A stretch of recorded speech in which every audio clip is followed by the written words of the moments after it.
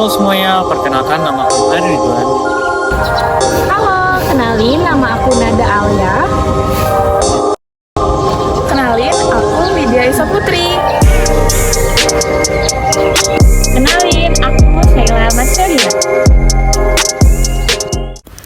Halo, kali ini kami akan menjelaskan dan menampilkan video tentang pengamatan perilaku hewan monyet ekor panjang, monyet kacang, dan rusa totol di kawasan Tahura Sultan Adam Mandiangin. Tahura Sultan Adam adalah rumah bagi berbagai flora dan fauna endemik Kalimantan yang menyediakan wisata alam termasuk air terjun dan taman terbuka hijau. Dari pohon ulin yang menjulang hingga anggrek liar yang langka.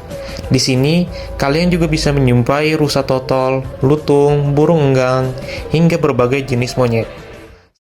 Pengamatan kali ini difokuskan pada spesies rusa totol atau Axis.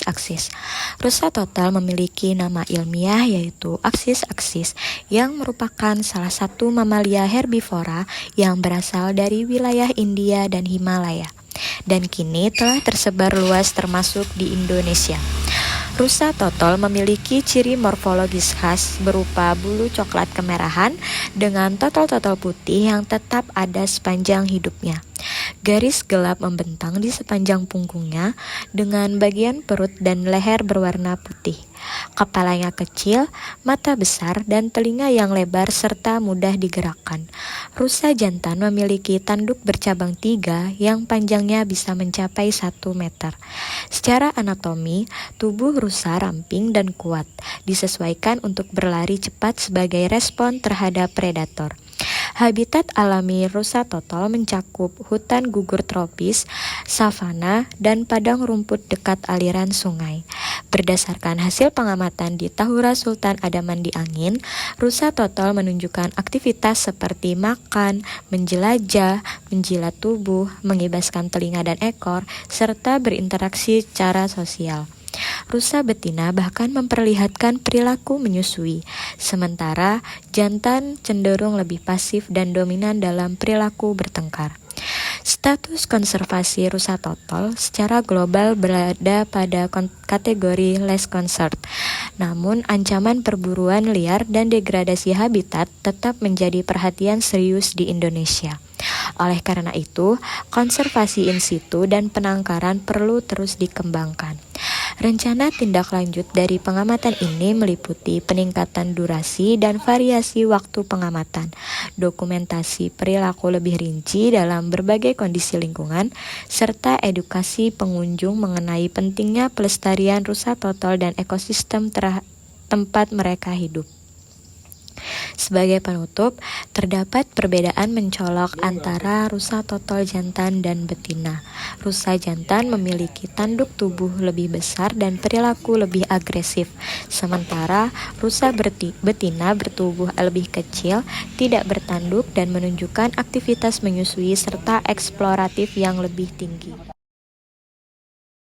Selanjutnya ada monyet ekor panjang. Monyet ekor panjang atau Macaca fascicularis adalah spesies primata dengan tingkat adaptasi tinggi dan cenderung oportunistik dalam hal mencari makan. Monyet ekor panjang hasil pengamatan di Tahura berjenis kelamin jantan dengan morfologi kepala bulat berukuran kecil dan kulit muka berwarna merah muda. Mata kuning kecoklatan dengan warna pupil hitam, telinga kecil dengan daun telinga hampir tidak terlihat berwarna kehitaman, mulut memiliki gigi dengan rahang yang besar, rambut di bagian pipi hingga leher lebih panjang daripada bagian tubuh lainnya. Keseluruhan tubuh ditutupi oleh rambut.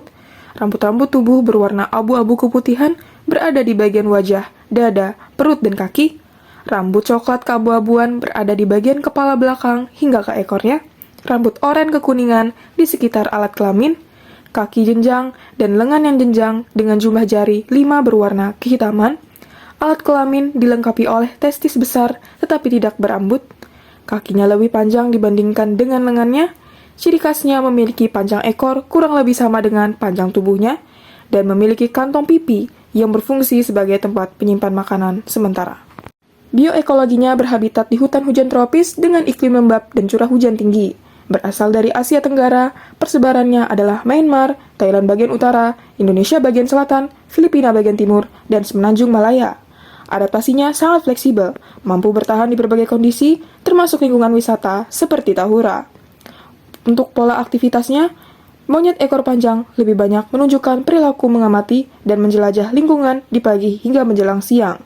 Aktivitas fisik seperti berjalan dan berpindah cukup tinggi, menunjukkan fase eksplorasi yang aktif.